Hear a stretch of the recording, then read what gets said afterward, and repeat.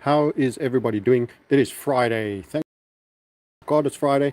There's a slight rain here and a bit of a whiteout, so I'm putting my peak on. I'm not trying to be cool. It is, of course, a sniper peak, so you can look in envy at my camoed head. How's everybody? Good to have you in. So what's significant about today? Let's just go over some basics. And why should you matter? Why are we talking about macro on a crypto channel? So the lie of labor statistics that has been underlying theme of what was a Biden administration, where they just orchestrated a certain degree of, they needed to keep interest rates high, guys, to deflate, reduce the value of debt. And when you need debt to go down, you need rates to remain high, even if the consumer, the people that you are supposed to be looking after, is suffering. Retail is suffering. Of course, it's a weird suffrage because you've got Nvidia doing crazy performance, and you've got the stock market being hyper valued. Again, where does the debt that's being devalued money run? This is all institutional flows. It doesn't affect the man in the street. He's not the one with gazillions moving it out of the debt market into the stock market. It goes into the stock markets. You have a hypervalued stock market and a wrecked consumer. Many people can't see this dichotomy of situation. What's this all got to do with crypto? Well, the reason they were able to keep the rates so high in the name of the lie that was that particular administration, supported of course by Powell and the Fed, that was at one point independent. It's difficult to know if it's been pulled under the Treasury or revoked nowadays. There's quite a lot of wiggle and a wobble there. Yes, do tell us where you're from, where you're checking in as we stream with this rather peculiar view of my hat and goggles. Where you're checking in from. Do let us know what country, what nation state, and what do you think of the macro number? Will it have bearing on Bitcoin? So Bitcoin, let's just talk a little bit of Bitcoin. We'll come back to the great lie that was the labor statistics. So the big find out, and I don't want to sound big-headed, but we never believed it, and we told you from the beginning. We told you hit a criteria recession when you did it, and many others too. So, you know, we're far from unique on that. There's a lot of people that have been scratching their heads about the red hot labor market. You know, it's not being called red hot anymore, but it's still being referred to as kind of super strong, but it's not at all. And the retail consumer's wrecked, and in fact you're seeing delinquencies on cars, delinquencies on houses, delinquencies on credit cards, commercial property, all forms of delinquencies and handing back there, except of course if you're in the wonderful world of data centers such as Amazon.com, Microsoft.com, storing your metadata, your biometric face everywhere you move on the street in future, soon to be uploaded on the blockchain, your prison, your digital prison network. Yeah, apart from these places, which have of course driven a massive demand for chips as well, which is part of the reason why Nvidia is doing so great. Apart from all these statist, fascist, corporate, Bolshevik prison of a digital nature manufacturing stuff, it's been a very polarized economy. Some things doing swimmingly well, to the point of absolute feast, to the detriment of others. So rather than there's a big middle where everybody does okay, there's the insider cartel feasting. I'm talking like we're on our 12th course and I'm having my third version of desserts, and then I'm toodling over to the vomitarium and having a good old puke, staggering back and doing it all over again. And the dancing girls are all naked and wanting to sit in my lap, and I've had 3 of them, and I'm going to have a little snooze and come back and have another 3. And then down the road there's lots of vagrants in peasant worn out clothing holding out their bowls and saying, please sir, and that is the fall of Rome type vibe that is going on, the very polarized outcomes of what's going on. And so pretty much that's where we are. And the labor, the great labor, yes, hit those hearts. Yes, I learned Niall, proper Irish name, that Niall. I love it. That was Liverpudlian, or was it Conor McGregor? I don't know. Bless the fighting Irish. Keep fighting, buddy, and keep holding true to what you are, We expect the Irish to fight and push back. We want nothing less than Irishmen being Irish in Ireland, and preferably the rest can go somewhere else where they belong. But anyway, we digression. We're going to have this Labour number come out again today, and it's like presidencies. It's just a monthly version of presidencies. You see, presidencies lie about the Labour number, devalue the debt, keep the interest rates a lot higher, as high as you can. We're going to be printing a shit ton of them. Nobody's going to buy them if the rates go down because we're trying to save the consumer. We've got to keep the yield up. The inflation is a big ass lie. You know it, we know it, and most of the citizens are starting to calculate it. Don't forget shadow stats. Go have a look at that. Look at money to supply and all of that. We've only just had our first leg inflation. The second one's going to be far higher, far bigger, and the third one will take you to even newer heights. So gold has been whistling like Dixie, and Bitcoin's joined the party. Of course, it ran its 100k and did that, made a nice rush to HVF. What's happened since? As soon as it's technically done that, we've had weakness coming in and an abrupt sell-off. So what does this mean for the crypto markets? Well, the good news, friends, is that we are going to be analyzing this for the better part of an hour and a half non-stop in our crypto session live trading day, and it will be after the data has come in. We'll do traditional today as well. So what you'll get is a full take, and there's some concerns. There's also some speculation. You know, everybody gets angry with me because we have layers, and not everybody. I mustn't catastrophize. Certain peoples get angry that we can be long something for now, but have a concern of a larger, greater bearish event. So on the super macro, I'm exceedingly bullish the fact that we're going to have a much larger market caps on all the alt tokens. And in actual fact, to the Maxi's great concern or resentment, I'm even saying that Bitcoin's percentage of that is largely going to reduce substantially. And it's in the charts. It makes sense to me in terms of my reset. Actually, I had a really interesting chat with Andy Sheckman as well. I was referred to him. It was good fun. It was last night, so it's still recency bias that was in my head. A gent who's, you know, very committed to gold and silver, smart man at all the shows, understands sound money. Generally, people in the gold and silver space are people that have just wanted no BS, no inflation policies as per government, and are a bit libertarian. So they're kind of resented by statism. And talking to Andy, who is kind of crypto curious, well, I think he's been engaged to some degree as well. Why and how and where the flows of money and what this whole thing role is all about, is showing that he's got flexibility of mindset, and people are seeing that this new system is coming. Big private banks that were very serious conservative private banks in Switzerland are now saying we are going to start talking about introducing this asset class. I remember they all lag. They represent the big institutions that don't yet have a part in the Bitcoin ETFs, the soon-to-come XRP ETFs as well, and probably Ethereum's. We haven't really heard too much about the Ethereum ETF. I think it exists, or it's about to exist. I'm not quite even up to date on that. But these are all going to come, and these are going to be big institutional waves of money. So the interesting part about this reflating a new system is that you can get in front of big, fat institutional money that will pump your bags. However, at the same time, there's still a minefield, and there's space for us to have setbacks. So we can talk in two different ways and two different time frames. If you're asking me where we are in 5 years' time, the market caps of the alts will dominate Bitcoin. Bitcoin will be 24 to 20% given enough time. But that doesn't mean it's going down. It means it's going less up.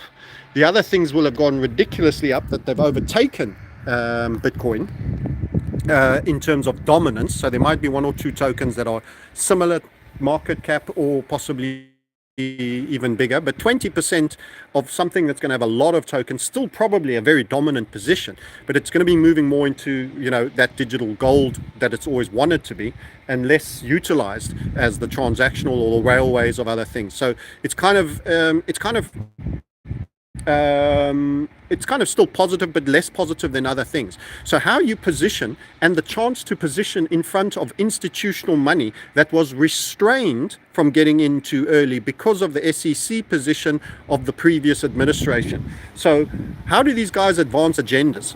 It's left foot, right foot, and they go left foot on the Biden administration, and then they say we need to catch this up. It goes right foot with the Trump administration, and then within those cycles they have to keep fine-tuning. And actually, non-farm payrolls is when they want to turn a market in a certain direction away from what it's taken to another one. And they've used it and made it a cornerstone. It's a mini version of the 4-year presidential cycle. Of course, it's every month. It's not going to have the same scale, the same significance. Often you can have a bit of a meh number that doesn't change much, and it just goes on. That means they're quite happy with the course. But you essentially set course on a major pivot every 4 years.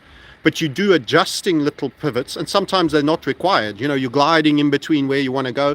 You can have a nothing burger of a non-farm payroll number, but occasionally you get a real turn one, and it happens quite often where they need to push something.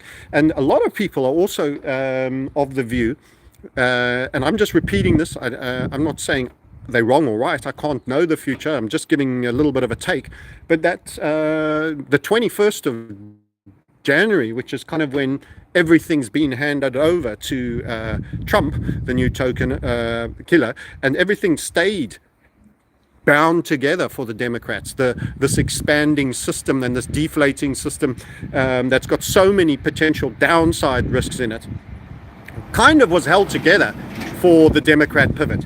Maybe on the 21st of Jan, so that they can kind of put it all on Trump's head. You've got to remember they like to do this with the center-right politicians. You know, 9/11 was on Junior Bush's watch. The recession that only saw Senior Bush have one term was obviously on his watch. And Clinton got to be the star. You know, it's the economy, stupid. Like, he was the man orchestrating that and winning and making the economy good. Meanwhile, it was just peak boomer. They were all age 47 years old back then.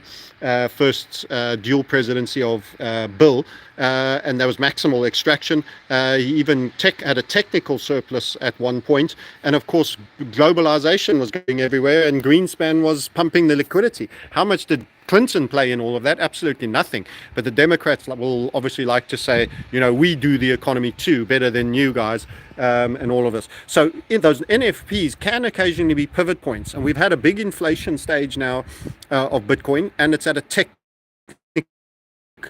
significant key level of 100k. It's traded above it, traded below it. So what you could have is you could have an orchestrated setup where we actually have a pullback period for a number of weeks or months. I mean, this alt run, generally, as how it's set up, for me is finishes sort of from September to December. If we have an extended cycle, which is possible, you might go into 2026 a bit. But, you know, there's still 10, 11, 12 months possibly to go here, and possibly a bit more. And we've done a lot already, especially in a couple of weeks, a very short period of weeks. So you might want to flush some liquidity, rock some retailers out with their over-leveraged accounts. We will see. They could use an NFP number on that. And if you get a fear, the liquidity flows is you could do a little bit of reverse liquidity flow. So if you get a little bit of fear, let's say we get a very bad non-farm number, and everybody starts arguing that the market is about to get weak, and you get a bit of a stock market wobble and correction, and there's less of the liquidity, what you could get is the rates start to come down. And we've called this on the 10-year macro. On the big time frames, we expect rates higher with smaller pullbacks than before the cycle has turned, but they can never get Volcker high. Things will fail a lot sooner. But on the slower time frames, we've hit a falling wedge. We're turning on the 10-year, and actually we're seeing it skidding down for a bit, and it could fall a bit. Now, what makes the yields go back down? It's when money starts flowing back into bonds. Why would people buy bonds if the 40-year bull market is over? Well, you have a scare and a disinflationary moment. Let's just remind you, Warren Buffett has now got 4% in treasuries. He's one of the biggest treasury holders. He's been selling out of the stock market for the last almost 18 months, certainly over a year. Yes, great to see you. Endless limitations. Yes, looks like the Philippines. It's kind of a very humid, wants to be hot but clouded out day today. Yes, Buffett is hoarding cash, says Joe Potter. And the thing with him is he has to start moving a lot sooner because he's an oil tanker. He can't dump all his Bank of America stock at the bid. He's been selling into it, climbing higher and selling and selling and selling for an extended period. So, generally, he wants to have a lot of cash when there's a crash so that he can buy back down later on. He wants you to hold his bag in the elevator phase, and he'll be waiting on the ground floor to take it back off you and jump back onto the escalator. That's what he's wanting to do.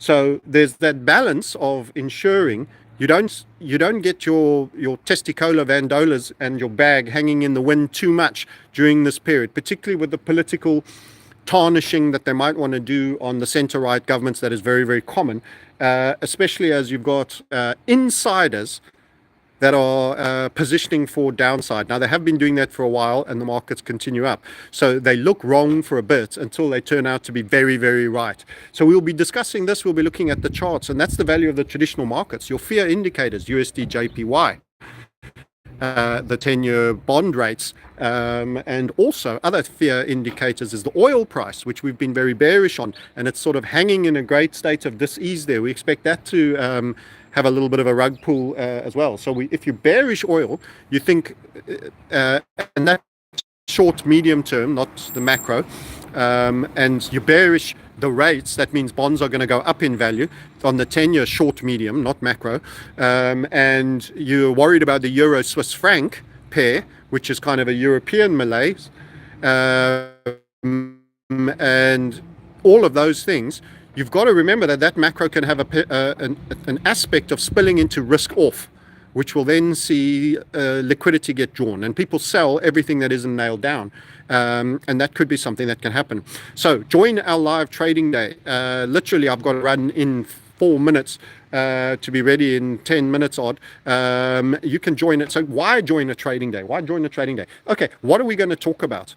We're going to talk about all the things that are in setups with a lot of our community. So you can have an experience with community members, and you can see what macro HVFs we're looking at and watch them, add them to your watch list. It's almost like a try before you buy, because it's not significant money. It's for a dinner with your missus and wine, $197, and you can grab 3 for the price of 2 if you're so inclined. Plus you have access to the recording for the whole month, and if you do the 3 for 2, you actually have 3 months of re-watching and stacking them up in a library, in case you want to go over them a couple of times and remember all the charts and the setups that we do. So you get a window into being a community member for very, very cheap. Without the updates, obviously, throughout the month that goes with people that are in the community and the setups and the charts and the training materials, but you get to see what we're looking at, and how we analyze it. I don't change who I am for my audience group. Everybody gets everything I think and see at that time, the best that I can give. That's all I know, and that's all I can play it. So that's why clicking that link, you can have that experience. HBAR worked for me. Yes, the status tokens have done exceedingly well. And yes, I do think PulseX particularly, John is going to do quite well too. Hence we mentioned it. IOTA is one of those status. HBAR, in fact, we have shared an image in our community of all the major status coins. A lot of them are these ISO 222 tokens. XDC is one of them. Even Ethereum is one of them, but it's not a performer at the moment. Quant, Algo, IOTA, Algorand, but the big ones in terms of liquidity that's allowed good leverage have been XRP. Has been good. It's not the highest percentage, but it's been good as an all-rounder generally. Anyway, so live trading day. I've got to go and get started actually, and I need to get myself a drink. I'm going to lose the hat and get ready to give my best for 3 hours. There's a half-hour break in there for you to get a little bit of comfort somewhere, inhale nicotine or take a pee or whatever you want to do. And we're starting with the traditional markets, and we're going to see this fake number in, and we're going to come to the conclusions of, is there an inflection, a moderate inflection that could be on a lower time frame than the electoral cycles. Generally, this electoral cycle is going to be a crypto pump of mentals. But you remember, things don't go in straight lines. They've already given you essentially a month's worth already with the election. Are they going to take a little bit off the table on us before allowing it to go again? Are we going to get a DDE on a much bigger scale, flush everyone out with a hiding, and then they're going to let it rip from March? Who knows? We're going to have a look at the technicals, and we're going to see together. Okay, that's all I'm going to say today. Not too much more for here, but a lot more obviously in the session. Click the links, join us if you will. If you want to book a call on the weekends, it's also good. Now's a good time to do it. We've had a lot of people, a lot of new community members. Of course, it goes hand in hand, I suppose, with the crypto market. Lots of good quality people coming on that are all jumping in, working through their materials and engaging immediately with the community. Thanks to America, UK, Australia, New Zealand, and even a few from the English language speaking nations, Scandi, Europe, and expats that are all over the place. Guys from Hong Kong and Latin America as well. So thank you to all of you for joining, and we look forward to delivering value. Let's go see what number, and I'm going to finish here, and I look forward to seeing what conclusions we come to about any new smaller time frame directions or pivots that could take place as a result of the NFP number. Bye for now, guys, and thank you for sharing.